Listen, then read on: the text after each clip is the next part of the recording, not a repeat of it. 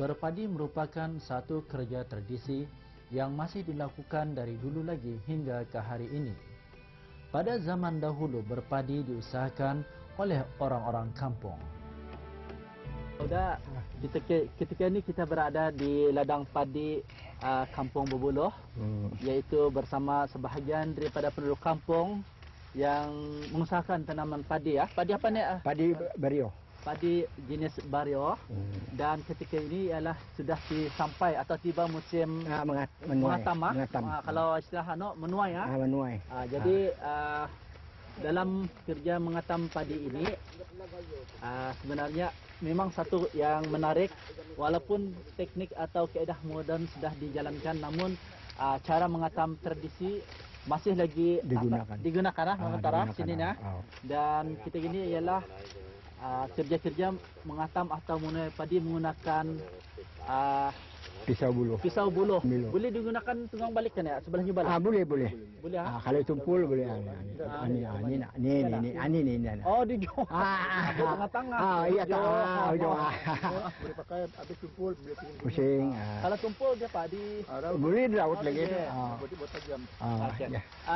Di sini penduduk kampung melihatkan teknik mengatam menuai padi secara tradisi, iaitu dipegang sepohon-sepohon, setangkai, dan kerjanya dibuat secara bergotong royong. Berpadi kini merupakan satu perusahaan yang mendapat perhatian yang berat oleh kerajaan melalui jabatan-jabatan tertentu. Dari situ maka terhasillah berpadi merupakan satu pekerjaan yang sangat penting kepada kerajaan dan negara. Berapa lama ni kalau kita nyiapkan menuai padi sulusan? Sulut ini kalau tertaluklah kepada orangnya banyak. Kalau orang banyak bergotong royong, mungkin dalam seminggu siap. Bertukar-tukarlah tu, berganti-ganti. Jadi kami macam bergotong royong setel lama dulu. Ya, ada kerja bergotong royong ni sebentar di sini memang satu amalan memang amalan dari dulunya. Memang tradisi kami macam inilah caranya bergotong royong daripada menabah apa, menanam, mengatam, semuanya bergotong royong lah. Dulunya semuanya macam inilah punya pekerja tu. Dulu kalau kita lihat dulu pisaunya pakai buluhan ya. Pakai buluh. Masa ni menggunakan pisau moden. Moden. Dan lagi masa ni canggih lagi, pakai mesin lagi. Itu tu yang ada kebaikannya. Ini yang sistem lama ni. Memanglah tidak dapat dinafikan. Dulunya memang macam inilah, tidak ada pilihan lain. Di sebalik segala kerunsingan itu, para pengusahanya tetap merasa gembira bila tiba musim menuai. Di samping teknik penuaian atau mengatam padi secara moden, cara lama juga masih diamalkan.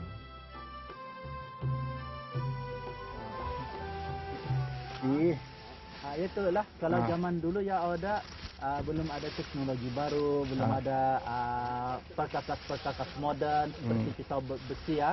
Jadi terpaksa berusaha sendiri ya. Untuk hidup ketika ya. Kalau anda berusaha tapi walaupun sudah digunakan dari zaman dulu 20 tahun sudah ya. Bukan 20 tahun, ratusan tahun sudah. Tapi nampaknya masih cara yang paling ekonomi ya. Ekonomi.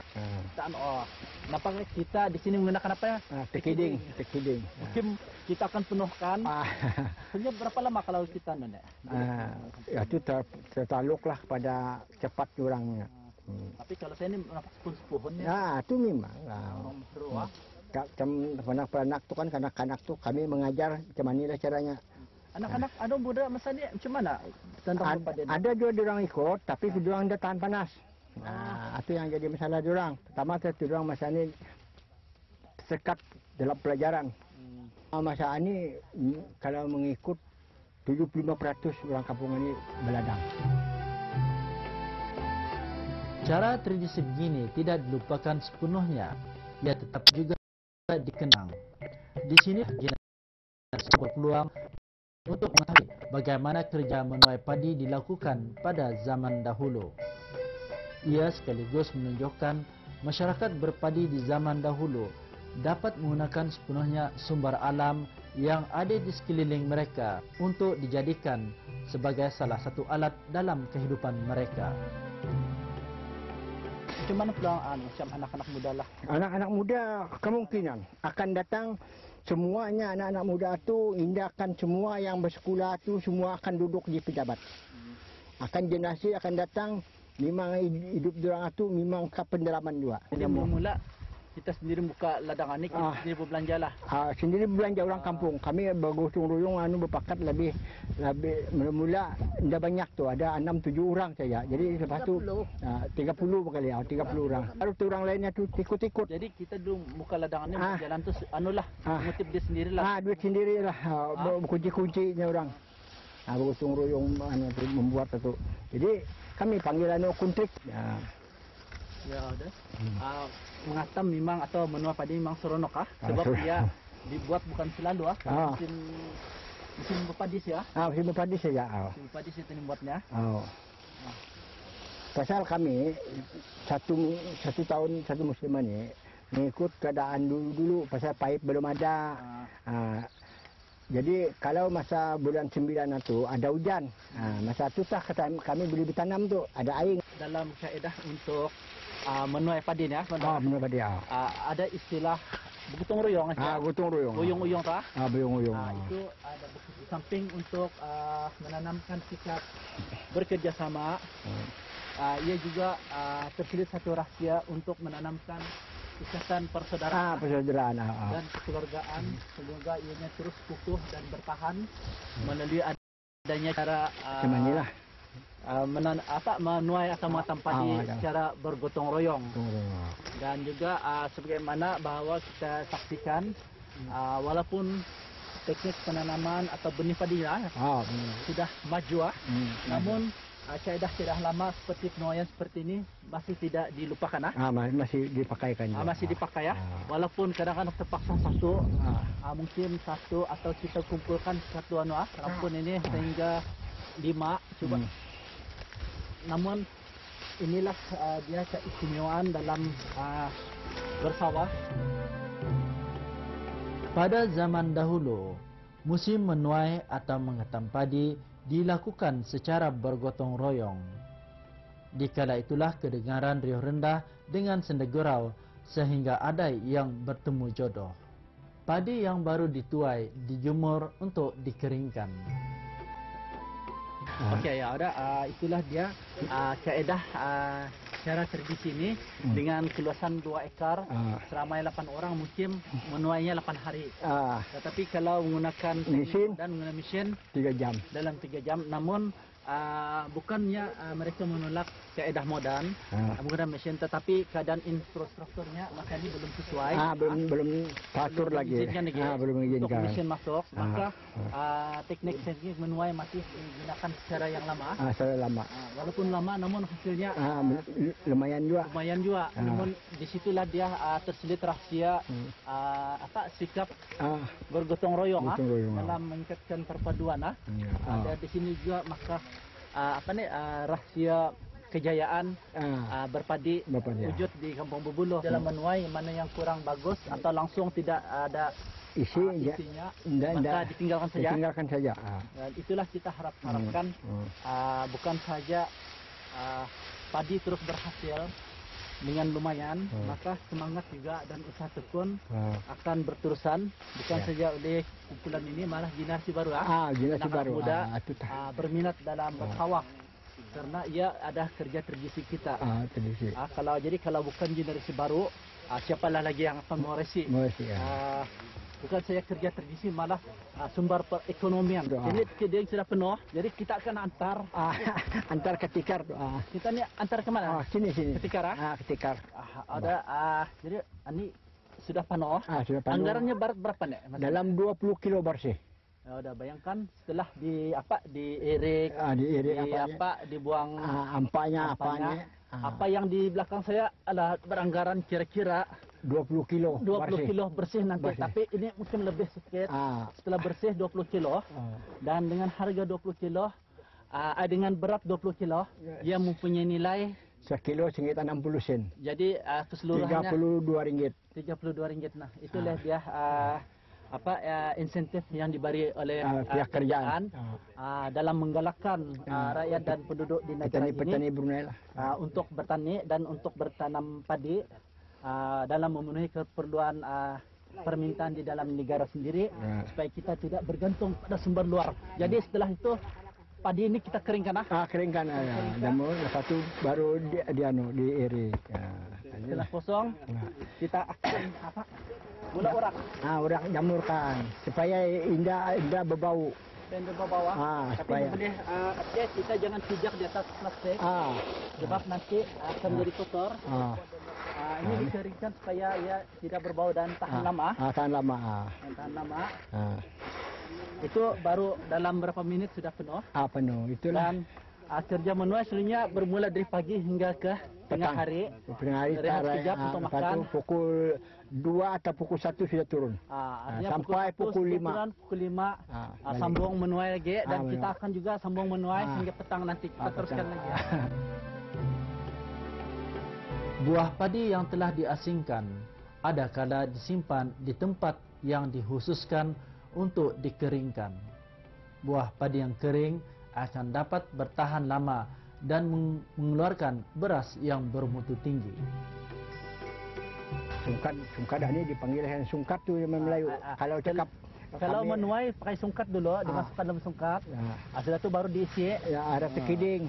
Ada ini kalau orang handa, ini baru yang banyak isi, ditekan-tekan, kamas. Ini lembuyok nih sih. Kalau orang mau cepat, dinaik-naikkan. Ya, pandai ya meramal orang tua dulu. Sungkatnya tu muatnya tidak kurang 1 gantang. Kalau padi itu Brunei 1 gantang. Kalau dapat 10 sungkat berarti 10 gantang dapatnya itu sudah. Sebelum pagi. Namanya orang menungkang yang membuat padi. Jadi kalau orang banyak sampai 20 orang, ayah mengangkut ni padi ni. Mengambil sungkat orang, masuknya, lepas tu panu, jantarnya. Jadi orang mesti cakap nyubu namanya ni. Nyubu. Istilahnya kalau ramai orang menuai atau mengatam padi, orang yang membuat sekiding ini akan sentiasa bergerak-gerak sebab hasil itu dimasukkan ke dalam ini. Jadi dulunya bukan orang tua-tua, anak muda-muda. Jadi atlet orang bergurau sendal lagi tu. Pantun-pantun dia. Itu dia cerita menarik di zaman dahulu. Kalau waktu mengatam atau menuai padi penuh dengan penuh sendal. Gurau sendal. Bebon.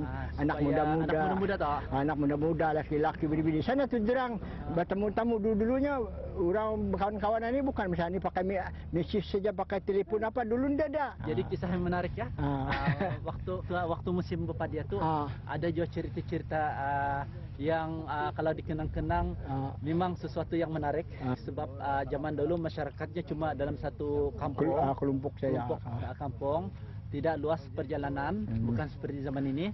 Maka dari situ juga bertemu jodoh di ladang padi musim menuai ya. Jadi walaupun sedikit sebelum kita jalan jauh, sebab kita akan terus menuai hingga ke hari petang untuk menghabiskan separuh daripada ladang ini. Apa yang padi dalam piring pisau kita masukkan dalam basket untuk keselamatan. Kita akan tuang juga. Tuang saja.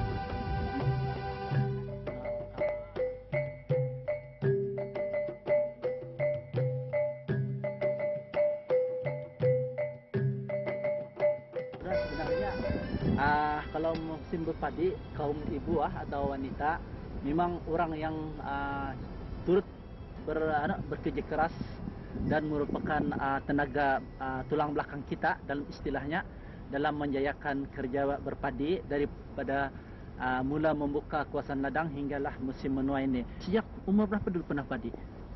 Sejak umur masa 14-an tahun lah, 15 masa itulah. Jadi apa perasaan kita loh kalau berpadi zaman dulu sama masa ini? Sama saja.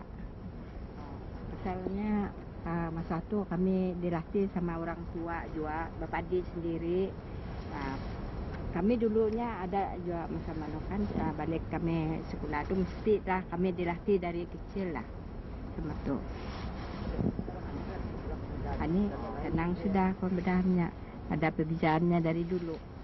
Jadi kalau kita lihat kita putih-putih padi.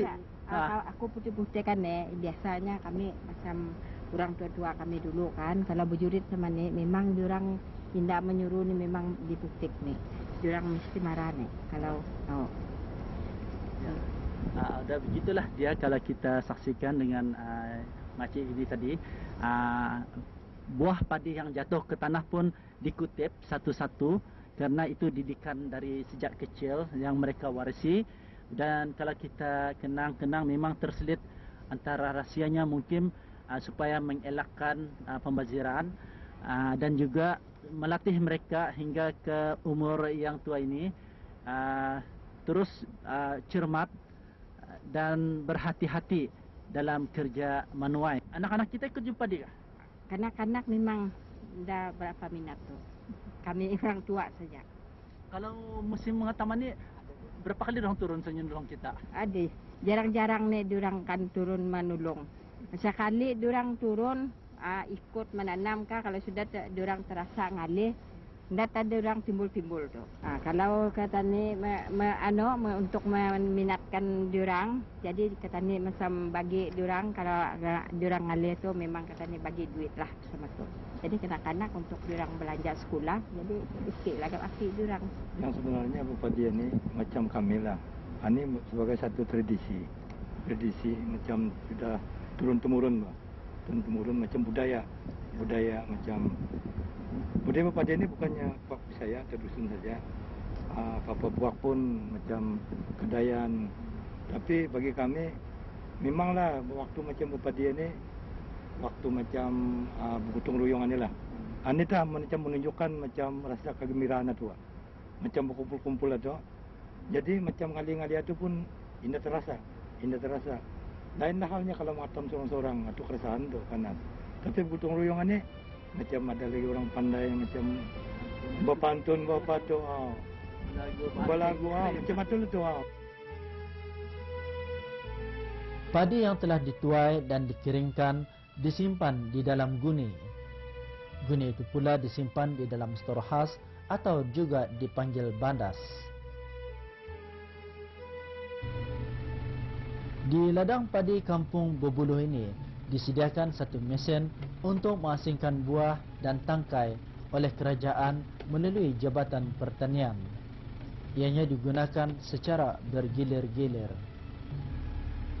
Ianya bantuan kerajaan melalui Jabatan Pertanian secara percuma kepada para peladang.